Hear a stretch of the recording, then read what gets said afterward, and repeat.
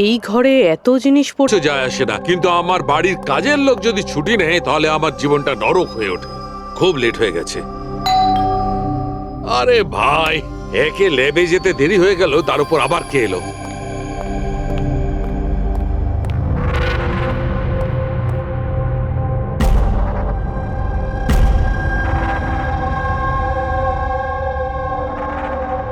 কাউকে তো দেখতে পাচ্ছি না, কিন্তু বেলের আওয়াজ তো ঠিক শুনেছি।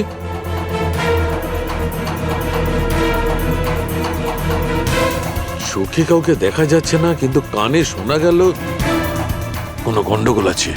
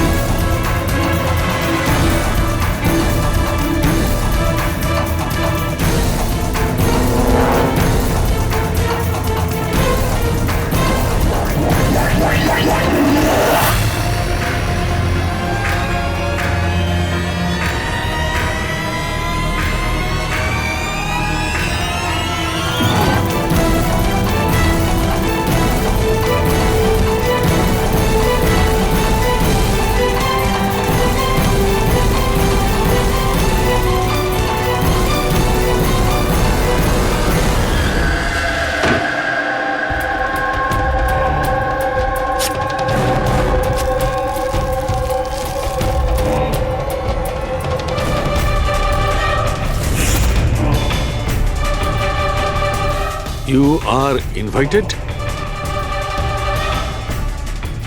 to a murder at 10 Wood Villa,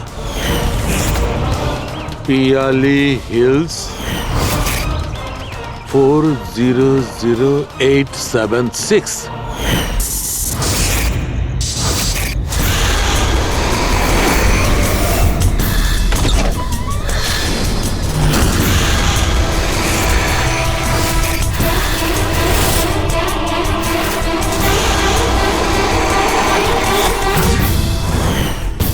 Catch me if you can. এটা সত্যি না মিথ্যে?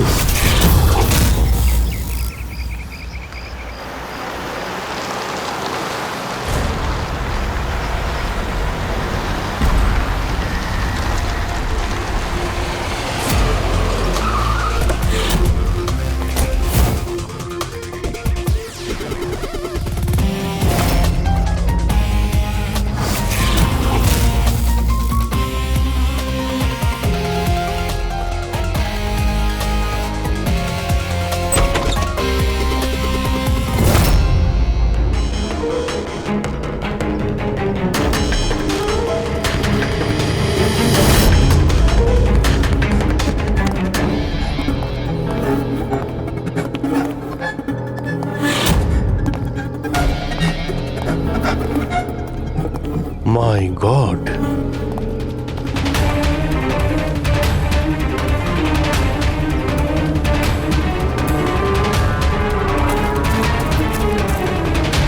এখানে তো কেউ নেই, না গার্ড না বাংলোর মালিক। পঙ্কজ, আশেপাশে খোঁজ নিয়ে দেখো এই বাংলোর মালিককে। কোনো ইনফরমেশন পেলে আমাকে জানাও। কি নৃশংসভাবে খুন করেছে! সারা শরীর ছুরি দিয়ে ক্ষতবিক্ষত করেছে, তাতেও ওর আশ মিটল না। আঙুলগুলোও কেটে দিয়েছে। এত রক্ত তো এই লাশের শরীরের হতেই পারে না। মানে স্যার? মানেটা হচ্ছে এই পুরবী, যত রক্ত এই ঘরের মধ্যে ছড়িয়ে আছে, এত রক্ত তো একটা মানুষের শরীরে থাকেই না। কোনো কি আইডি পেলে কে এই মেয়েটা? না অভিজিৎ, কিচ্ছু পাইনি। স্যার, স্যার এই বাড়ির ওনার রায়না, আর ও আধ ঘন্টার মধ্যে আসছে। ওকে, ঠিক আছে। ততক্ষণ একটা কাজ করি, এখানে আমরা যা কিছু পাচ্ছি, এই ব্লাড, কোনো প্রমাণ, সব নিয়ে চলো, কোনো কিছু মিস না হয়, তাহলে জানা যাবে কি হয়েছিল এখানে।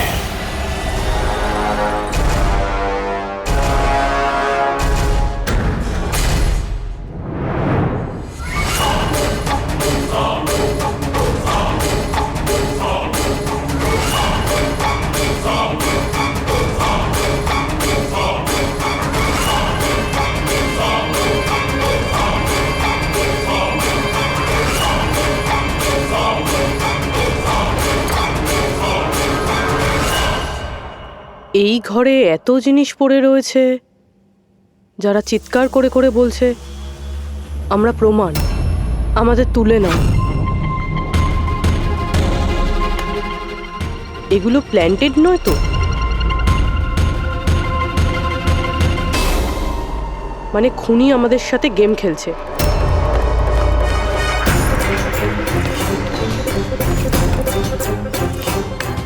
এসব কে করেছে? এসব কে করেছে? What is all this? অদ্ভুত তো স্যার, এ তো আমাদেরকে জিজ্ঞেস করছে কি করে হলো। এত নোংরা করে দিয়েছে, আপনারা পরিষ্কার করতে পারেননি? সে কি স্যার, পরিষ্কার করতে তো আমাদেরই বলছে। দুর্গন্ধ আসছে। এই আমার বাংলায় মহিলা কি করছে? ওই বীরজু, বীরজু কোথায়? বীরজু, বীরজু! লাশ থেকে মানুষ হয় অজ্ঞান হয়ে যায়, না হলে মাথা ঘুরে পড়ে যায়। এর তো কিছুই হলো না। বীরজু, বীরজু, বীরজু! এই বীরজু, বীরজু! আচ্ছা ম্যাডাম, আপনি এই বাংলোটাকে এরকম বেওয়ারিশ ফেলে রেখেছেন? এক্সকিউজ মি, এটা অন্য কারোর বাড়ি নয়, এই বাড়ির মালকিন আমি।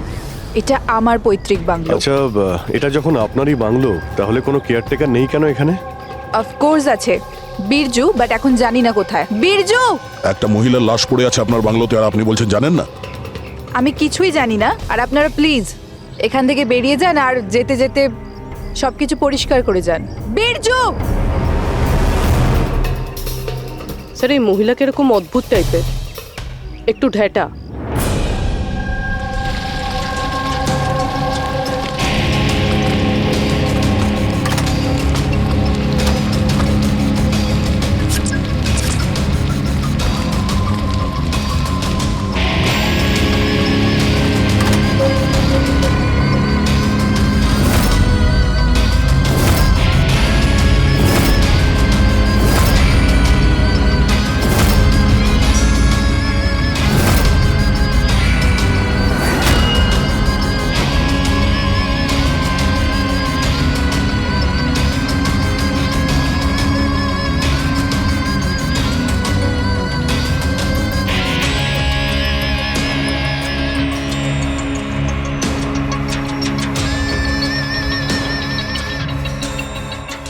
একটা কেস আর 18টা প্রমাণ, আর খুনি প্রমাণগুলো এমন ভাবে সাজিয়েছে যে কিছুই বলার নেই। কিন্তু স্যার, সমস্যা এটাই হলো যে এর মধ্যে কোনো প্রমাণই আমাদের কোনো কাজের নয়। এই সমস্ত প্রমাণ আমাদের কাজে লাগবে না, এর মানেটা কি সারিকা? তার মানে স্যার, এই সমস্ত প্রমাণই পুরনো। হোয়াট? এই সমস্ত প্রমাণ পুরনো মানে কি মেয়েটাও পুরনো? ছাড়ো, কত পুরনো তুমি বলো। স্যার, 4 থেকে 10 বছরের পুরনো। এই সমস্ত প্রমাণ 4 থেকে 10 বছরের পুরনো, তার মানে এই মেয়েটাকে 10 বছর আগে খুন করা হয়েছে। আর কি পাওয়া গেছে প্রমাণ থেকে, সেগুলো বলো। এই সমস্ত প্রমাণগুলোতে 20 জন আলাদা মানুষের ডিএনএ পাওয়া গেছে।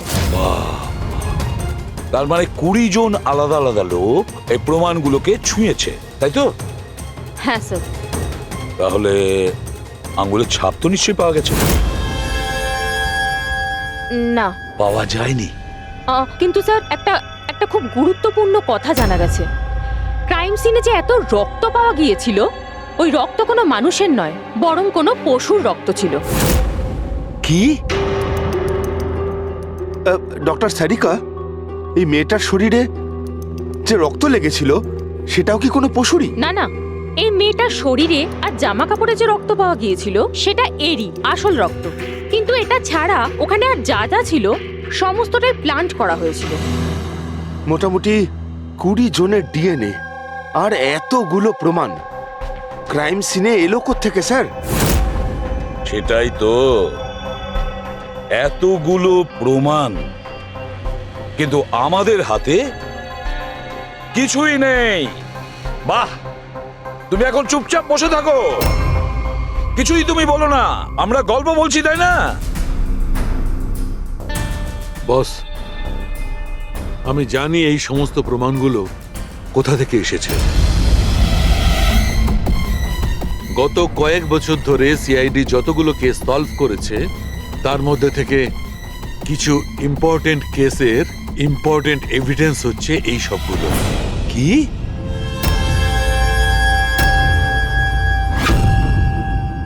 স্যার আমি ওই মহিলা আর তার বাড়ির ব্যাকগ্রাউন্ড সম্পর্কে সব চেক করলাম। ওর পরিবারের 2-3 জন খুনের অভিযোগে জেল খাটছে, আর ওই মহিলার বাইপোলার ডিসঅর্ডার আছে। তাইও এই ধরনের ব্যবহার করছিল। আর ওই যে কেয়ারটেকার ছিল বীরজু, ওর কি খবর? স্যার ওনার ফোনের লাস্ট লোকেশন ওই বাংলোর বাইরেটাই দেখাচ্ছে, তারপর থেকে অফ রয়েছে, খোঁজার চেষ্টা চলছে। অদ্ভুত ব্যাপার, ওই বাংলোতে এত কিছু ঘটে গেল আর ওই বাংলোর মালকিন কিছু জানেই না। কেয়ারটেকার উধাও। আচ্ছা, ও আবার অসুস্থতার আড়ালে কোনো গেম খেলছে না তো? হতে পারে, নজর রাখতে হবে ওর উপরে। পঙ্কজ, যে মেয়েটা লাশ পাওয়া গেছে তার ব্যাপারে জানতে পারলে কিছু? স্যার সব পুলিশ স্টেশন, নিউজ পেপার আর নিউজ চ্যানেলে পাঠিয়ে দিয়েছি, কিছুক্ষণের মধ্যে জানতে পেরে যাবো স্যার। চালুকে আমাদের পুরনো কেসের প্রমাণগুলো ওখানে কি করে গেল? চুপ করে বসে থাকলে হবে না, আমার উত্তর চাই। তুমি ফরেনসিক সার্জন, তুমি এই ফরেনসিক ডিপার্টমেন্টের ইনচার্জ, নিজের দায়িত্ব এড়িয়ে যেতে পারো না। বস, ছাড়ো তো। আমি আমার দায়িত্বটা খুব ভালো করে কি জানি। করেছো দেখতেই পাচ্ছি। তাহলে এটা বলো, আমাদের পুরনো এভিডেন্স আমাদের রেকর্ড থেকে উধাও হলো কি করে? বস বস একটা কাজ করছি, রেকর্ড রুমে গিয়ে ওখানে জিজ্ঞাসাবাদ করি, জানতে পারা যাবে বস ওখানে কি গন্ডগোল হয়েছে। প্লিজ। এতগুলো প্রমাণ কিভাবে উধাও হলো আপনারা জানতেন না? প্রমাণগুলো কত ইম্পর্টেন্ট। তাহলে আপনারা থাকা সত্ত্বেও এই চুরি হলো কি করে? কিভাবে প্রমাণগুলো উধাও হলো? স্যার আমার উপস্থিতিতে চুরি হয়নি স্যার। তাহলে চুরি কবে হয়েছে? স্যার এই চুরি হয়তো রাত্রে হয়েছে, কেননা আমরা তো রাত্রে থাকি না, তাই না? এই জন্য চুরি হয়েছে। আর আপনি, আপনার কি বক্তব্য শুনি? স্যার আমি ডাক্তারবাবুকে কতবার বলেছি যে লকগুলো ঠিক করিয়ে নিতে, দরজা জানলা ঠিক করে নিতে, সিসিটিভি ক্যামেরা লাগিয়ে নিতে, কিন্তু ডাক্তারবাবু আমাদের কথা শোনেনি না। তাছাড়া আর কি? আর কি? স্যার ও জানি না কাদের নিয়ে মাঝে মাঝে চলে আসেন আর বলেন যে পুরনো এভিডেন্স দেখার আছে। জানি না কাদের নিয়ে মাঝে মাঝে চলে আসেন আর বলেন যে পুরনো এভিডেন্স দেখার আছে।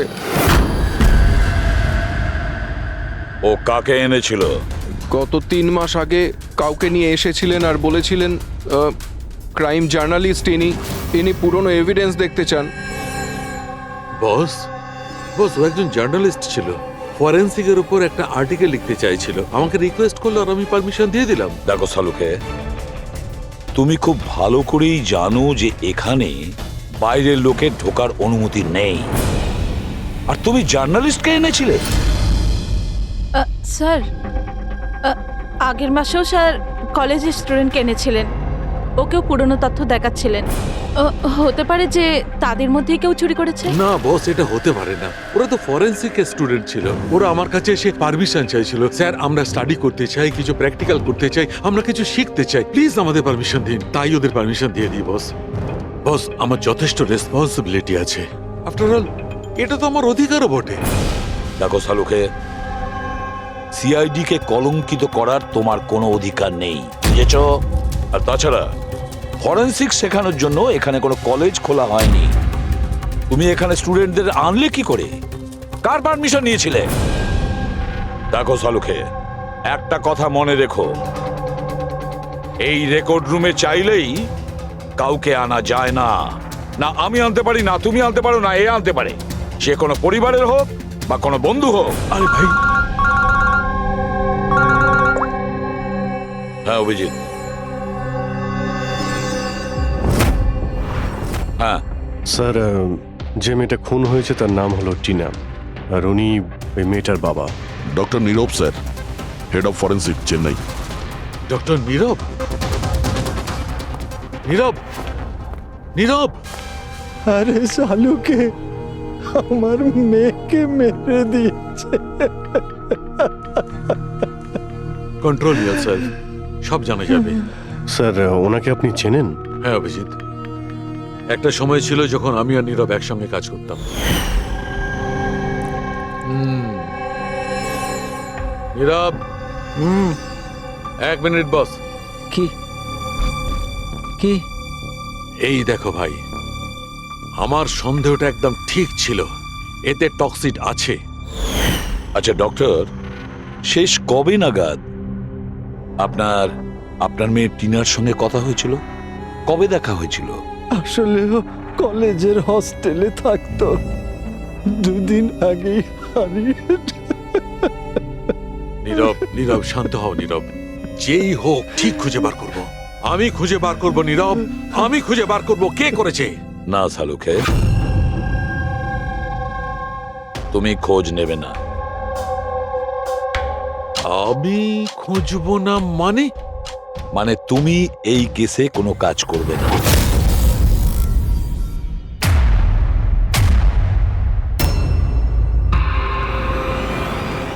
কেন? কারণ তোমার গাফিলতির জন্য ফরেনসিক রেকর্ড রুম থেকে প্রমাণ চুরি হয়ে গেছে। শালুকে, ইউ আর সাসপেন্ডেড যতক্ষণ না কেস সলভ হচ্ছে।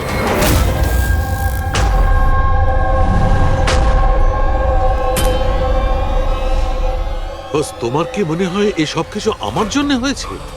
তুমি আমাকে দোষারোপ করছো। দোষারোপ করছি না শালুকে, এটাই বাস্তব,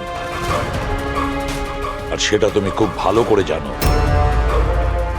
যদি না তোমার বন্ধু জার্নালিস্টকে ফরেনসিক রেকর্ড রুমে নিয়ে যেতে, না ওই স্টুডেন্টদের নিয়ে যেতে যাদের জন্য এই ঘটনা ঘটেছে, সেই জন্য তোমাকে সাসপেন্ড করতে হলো।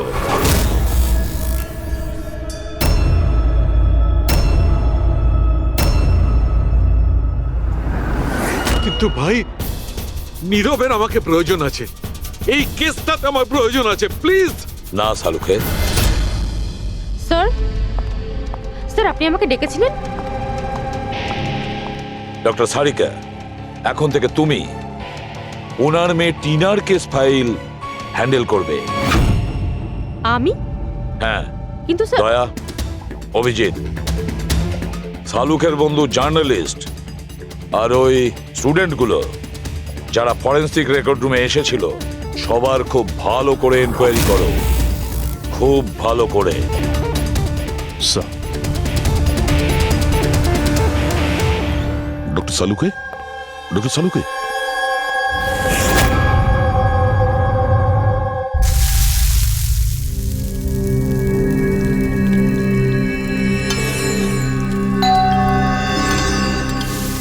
ওই এসে হাজির হয়েছে ওরা দুজন, দয়া আর অভিজিৎ, আমার কাটা খাই নুনে ছিটে দিতে।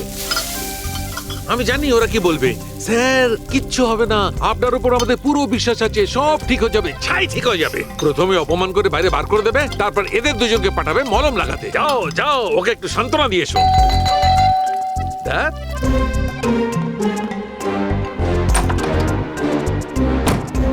হাই। মর্নিং।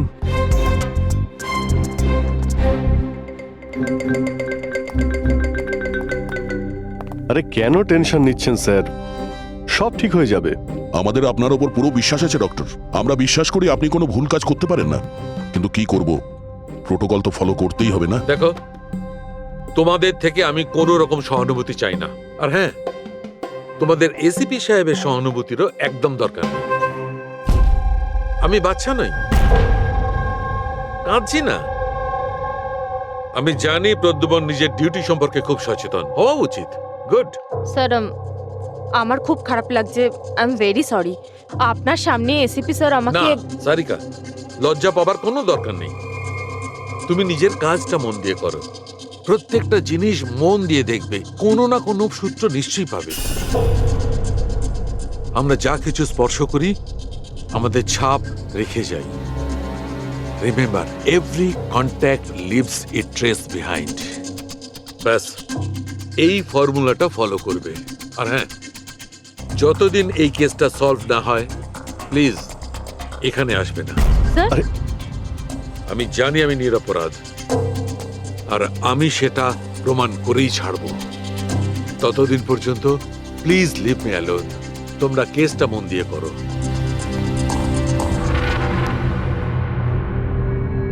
মাথা খুব গরম হয়ে আছে। স্যার, খুব খিদে পেয়েছে। আজকে কি রান্না করেছেন?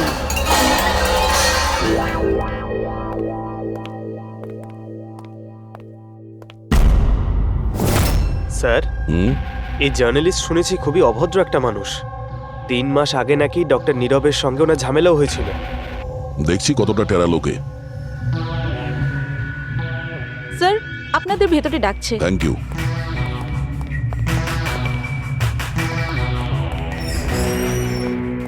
আরে বাহ, ভাগ্য আমার। আজ তো সিআইডি টিমের সিনিয়র অফিসার দয়ার সঙ্গে আমার দেখা হয়েই গেল। আরে বসুন বসুন। আমরা এখানে বসতে আসিনি। আরে এত রাগের কি আছে মশাই? আচ্ছা ছাড়ুন চাকে। এটা বলুন যে কি খাবেন, চা, কফি, ঠান্ডা? ঠান্ডা ঠান্ডা ফান্ডা খাই না আমরা। আচ্ছা মিস্টার দয়া, আমি অনেক দিন থেকে সিআইডি টিমের উপর একটা ডকু ড্রামা করার কথা ভাবছিলাম, কিন্তু আমাদের রেসিপি স্যারকে পাওয়াই যায় না। আপনি তো জানেন নিশ্চয়ই সিআইডি আজে বাজে লোককে এন্টারটেন করে না। আপনি সোজা আসল কথায় আসবেন। হ্যাঁ নিশ্চয়ই, 20 বছর ধরে আমি এই প্রফেশনের মধ্যে আছি, সব সময় পয়েন্টেই থাকি। বলুন, সবার প্রথমে কি জানতে চান? ডক্টর নীরবের সঙ্গে ঝগড়ার ব্যাপারে নাকি ফরেন্সিক রেকর্ড উইং এর বেহাল অবস্থার ব্যাপারে? ডক্টর নীরবের সঙ্গে তোমার ঝগড়াটা কি ছিল? না, আমার সাথে ওর কোনো ঝগড়া ছিল না। আমি শুধু ওকে সততার একটা আয়না দেখিয়েছিলাম।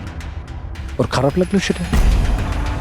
তার মানে হলো ডক্টর নীরবের কাজের ওপর আমি একটা আর্টিকেল লিখেছিলাম।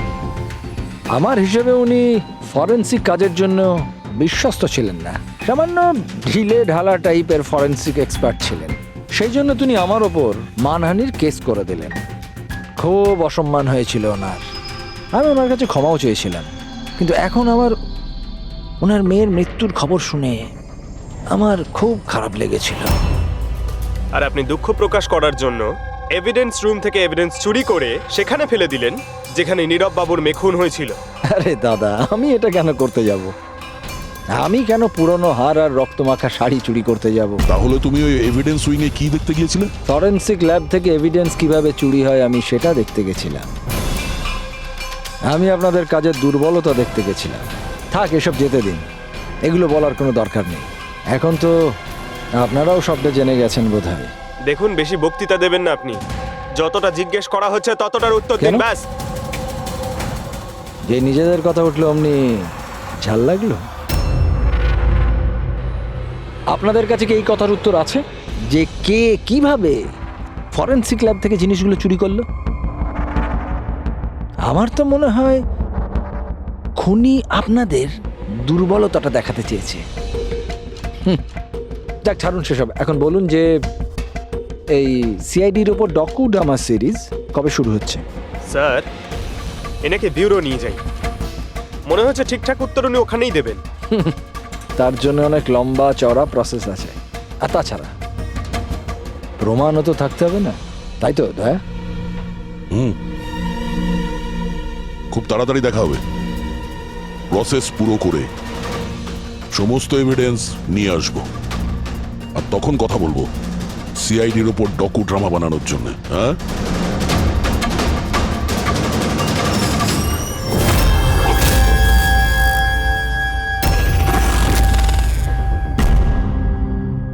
ডক্টর নারায়ণী, ইয়েস, হ্যাঁ বলুন। আমরা সিআইডি থেকে একটা কেসের ব্যাপারে আপনার সাথে কথা বলতে চাই। নিশ্চয়ই বলুন। যে স্টুডেন্টগুলো গত মাসে ফরেন্সিক রেকর্ড রুম দেখতে গিয়েছিল তারা প্রত্যেকেই চুরি আর খুনের দায়ে সাসপেক্ট। হোয়াট? অফিসার, আপনার নিশ্চয়ই কোথাও ভুল হচ্ছে। আমাদের স্টুডেন্ট কখনো এরকম করতে পারে না। আমরাও সেটা আশা করি যে ওরা কিছু করেনি, কিন্তু খুন তো হয়েছে আর ওরা প্রত্যেকেই অভিযুক্ত। দেখুন, আমাদের বাচ্চারা শুধুমাত্র এডুকেশন ট্যুরের জন্য গেছিল, আর আপনারা ওদের সন্দেহ করছেন? আমাদের কাজ হচ্ছে কেসটা সলভ করা আর অপরাধীকে উপযুক্ত শাস্তি দেওয়া। আপনি প্লিজ ওই 10 জন স্টুডেন্টকে ডাকুন আমরা তাদের জিজ্ঞাসাবাদ করব আর তাদের আঙুলের ছাপ নেব। দেখুন ব্যাপারটা বুঝুন, ওরা স্টুডেন্ট। দেখুন, ওদের উপর তো আমরা 3rd ডিগ্রি ইউজ করছি না, আমরা শুধু জিজ্ঞাসাবাদ করব। আর হ্যাঁ, ওদের কিছু বলবেন না যে আমরা কি ব্যাপারে ওদের সাথে কথা বলবো। ওকে ফরেন্সিক রেকর্ড রুম দেখে তোমাদের কেমন লেগেছিল? স্যার আমার তো দম আটকে যাচ্ছিল ওখানে। ওটা কোনো জায়গা হলো? পুরনো দাঁত, হাড়, রক্তে মাখা কাপড়। আমার তো এই জায়গাটা একদম ভালো লাগেনি, খুব অদ্ভুত অনুভূতি হচ্ছিল। তোমার কি সবসময় সর্দি কাশি হয়? না ম্যাম, মাঝে মাঝে হয়। স্যার আমার কাছে ওই জায়গাটা সম্পূর্ণ ইউজলেস ছিল, দেখাশোনা নেই, না কোনো প্রমাণ আছে ঠিক মতো। আর স্যার আমি তো ওই কোল্ড কেস ফাইলের এভিডেন্স বাড়ি নিয়ে যেতে চেয়েছিলাম, যাতে আমি ওটার উপরে স্টাডি করতে পারি। আমি রোমাঞ্চিত হচ্ছিলাম, খুনি আর নিহতদের চিন্তা ভাবনা কল্পনা করার চেষ্টা করছিলাম। খারাপ চিন্তা, দুঃখ, কষ্ট।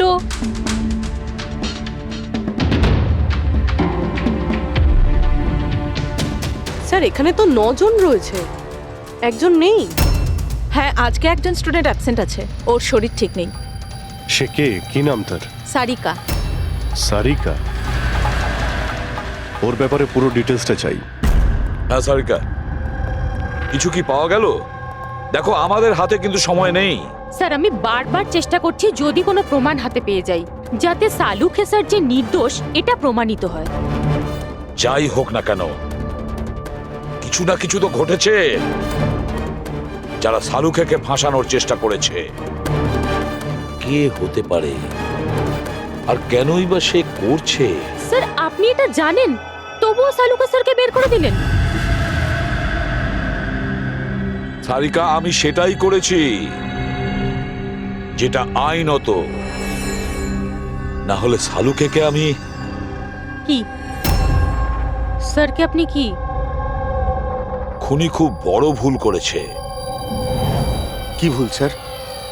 যখন তোমরা ওখানে গিয়েছিলে, ওই বাড়ির ভেতর ঘুরছিলে, ভেতর থেকে বাইরে, বাইরে থেকে ভেতরে, সব জায়গায় যখন প্রমাণ খুঁজে বার করছিলে, তখন ফেডরিক, তখন তুমি চিহ্ন ছেড়ে যাচ্ছিলে। তোমার হাতের চিহ্ন, পায়ের চিহ্ন, আরো অনেক ছোট ছোট জিনিস, যেগুলো তোমাদের অগোচরেই ঘটছিল। আর খুনি ঠিক একইভাবে ওখানে তার চিহ্ন ছেড়ে গেছে, এমন চিহ্ন যেগুলো আমরা ট্রেস করতে পারি। ট্রেসেবল চিহ্ন? সারিকা, আমরা যা কিছু স্পর্শ করি আমাদের ছাপ রেখে যাই। রিমেম্বার, এভরি কন্ট্যাক্ট লিভস এ ট্রেস বিহাইন্ড। স্যার আমাকে হিন্ট দিয়েছিলেন, কিন্তু আমি বুঝতে পারিনি কেন।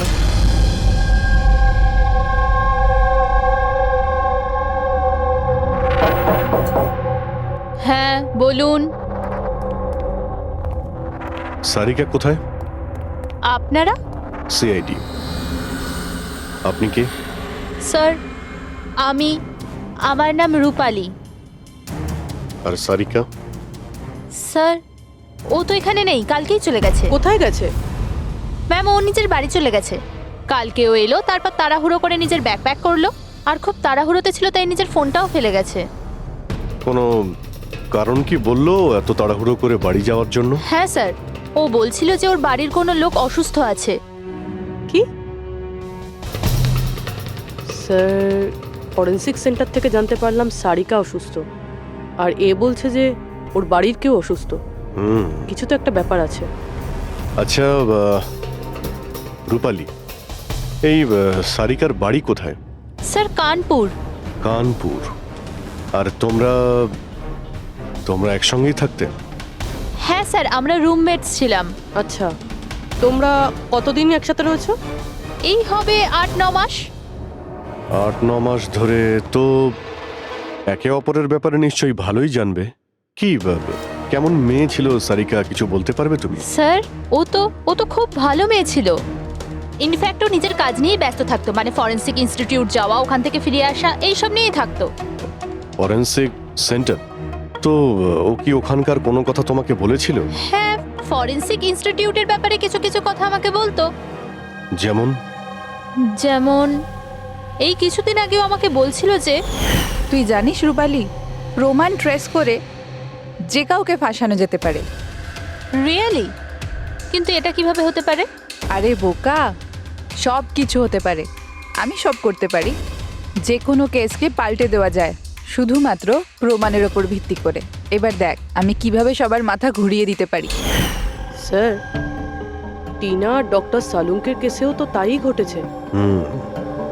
আর এই সারিকাও কেটে পড়েছেন। ওকে তাড়াতাড়ি খুঁজে বের করতে হবে।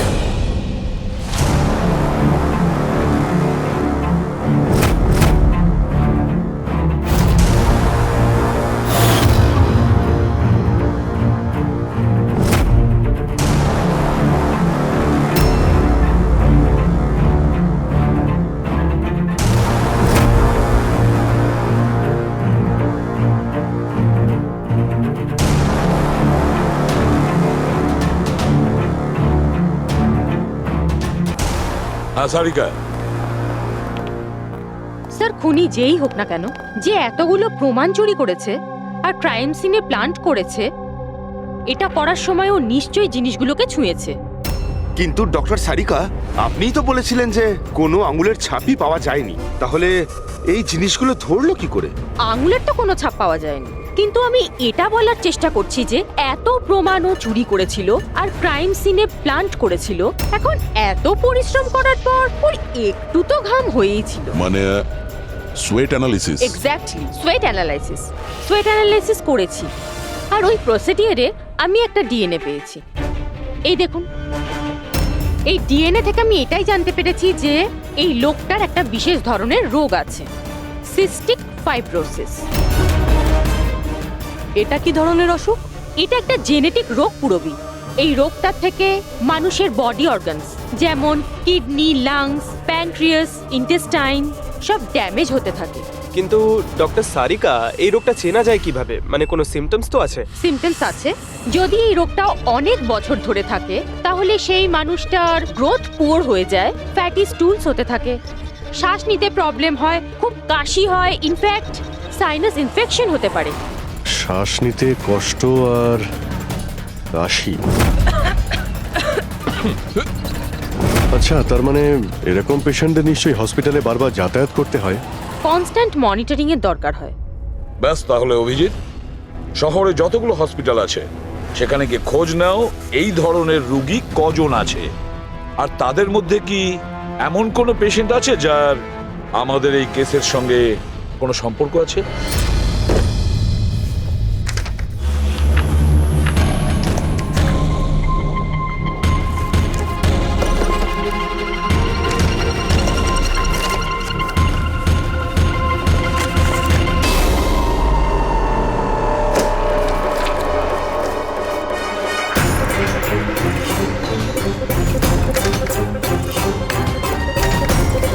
এই কেসটা আমরা একসঙ্গে কাজ করেছিলাম।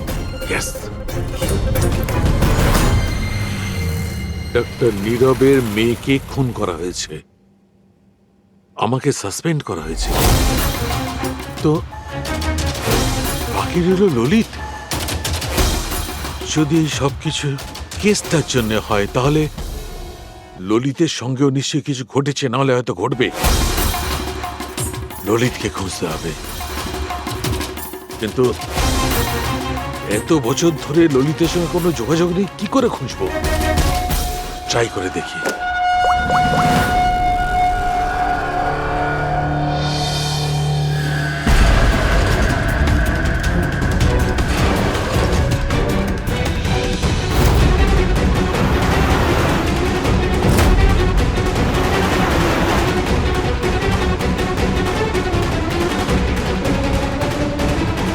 আর ইউ শিওর এটা ওনার ছবি?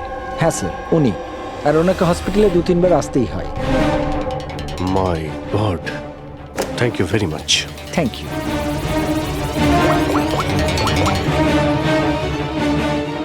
দয়া, খুনের ব্যাপারে জানতে পেরেছি।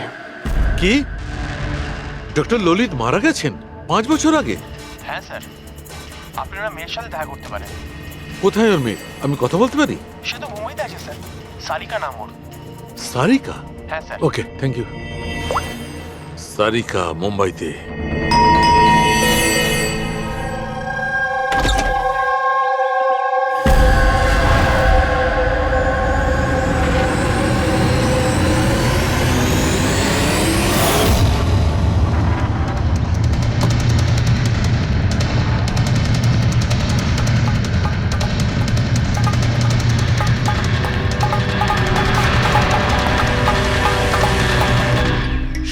সত্যের খুব কাছেই আছো তুমি।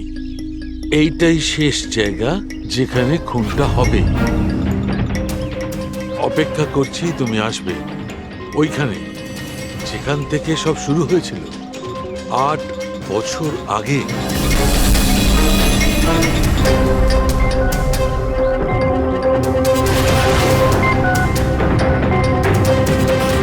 আট বছর আগে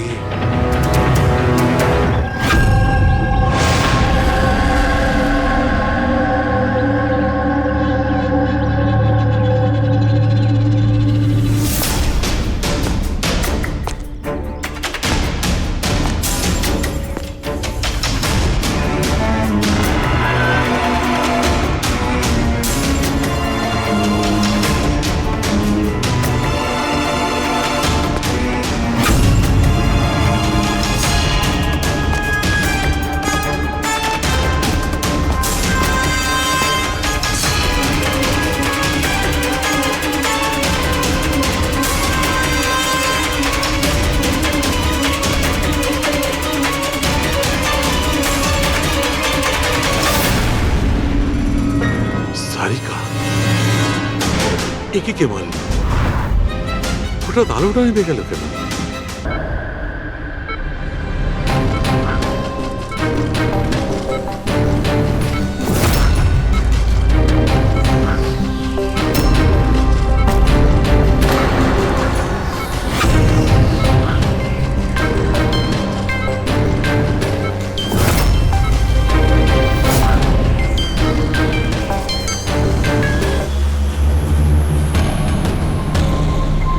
স্যার সালুনকা স্যারের ফোন তো বাজছে, কিন্তু উনি ফোনটা ধরছেন না। উনি আবার বিপদে পড়েননি তো? ডক্টর সালুকের ফোনের লোকেশন এক্ষুনি ট্র্যাক করো, দেখো কোথায় আছে। আর এই খুনিরও।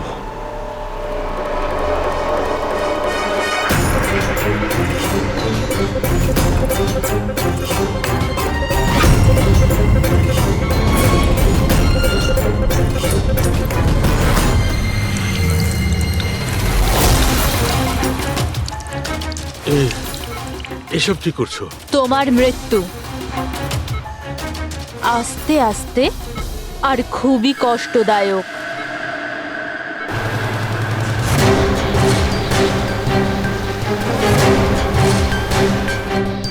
তোমার শরীরের এক এক ফোঁটা রক্ত যখন তোমার শরীর থেকে আস্তে আস্তে বেরোবে না, তখন খুব মজা আসবে তোমার, তাই না? কিন্তু তুমি এসব কেন করছো? নিজের বাবার মৃত্যুর প্রতিশোধ নিচ্ছি।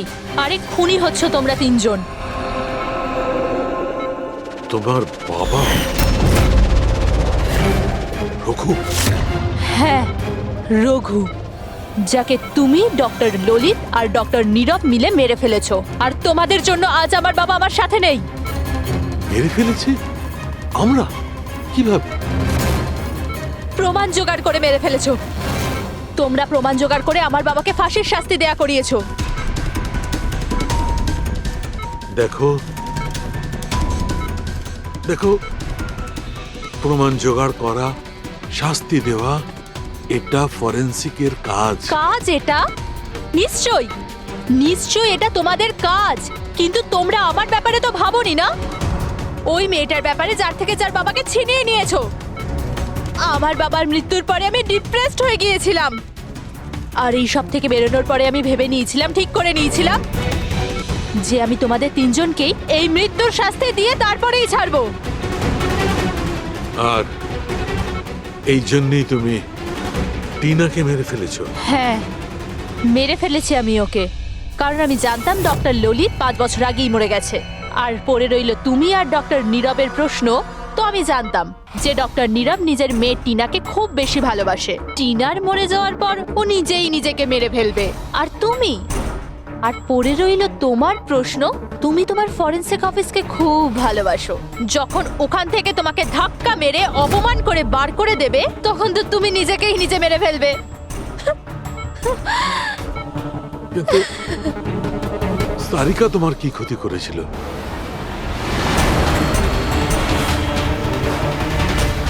সারিকা? ওকে তো মরতেই হতো। ও ললিতের মেয়ে ছিল যে।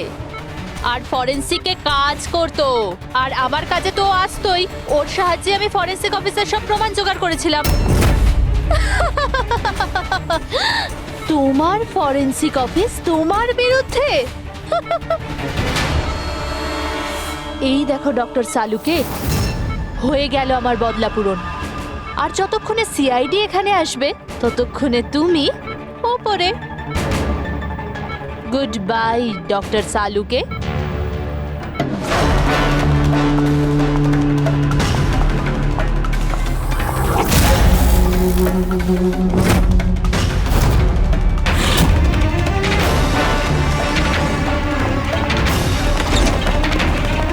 রূপালী, খেলা শেষ তোমার। আমার খেলা শেষ নাকি সালুকের? বাঁচাতে পারবে তো তোমরা? তো বাঁচিয়ে নাও। রক্তের ঋণ তো চাপিয়ে দিলে বস আমার উপর। রক্তের ঋণ তো চাপাইনি আমি তোমার ওপর, আমি তো বরং তোমার ঋণ শোধ করলাম। অপরাধীদের শাস্তি দিতে সাহায্য করেছিলে, সেই ঋণ এবার শোধ করে দিলাম। আচ্ছা শোনো, অনেক রেস্ট হয়েছে, এবার কাজে লেগে পড়ো। তাড়াতাড়ি সুস্থ হয়ে উঠুন। সারিকা একা লাশগুলোর সঙ্গে কথা বলছে। ওহো, সারিকা, অভিজিৎ তো তোমার খুব প্রশংসা করছে। দেখো ভাই, এখন এক সপ্তাহ তো আমি এখান থেকে নড়ছি না বস। এক কাজ করো না, ততদিন সারিকাকে দিয়ে কাজটা করিয়ে নাও। ঠিক আছে, তাহলে বিশ্রাম নিন। Silence please. সালুকে, সাইলেন্ট, চুপ। এই আমি যদি ছুটি নিই তাহলে আবার কিচ্ছু যায় আসে না, কিন্তু আমার বাড়ির কাজের লোক যদি ছুটি নেয় তাহলে আমার জীবনটা নরক হয়ে ওঠে। খুব লেট হয়ে গেছে। আরে ভাই, একে ল্যাবে যেতে দেরি হয়ে গেল, তার উপর আবার কে এলো?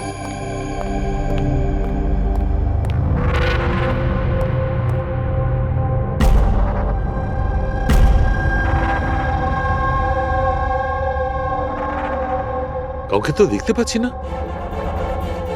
বেলের আওয়াজ তো ঠিক শুনেছি।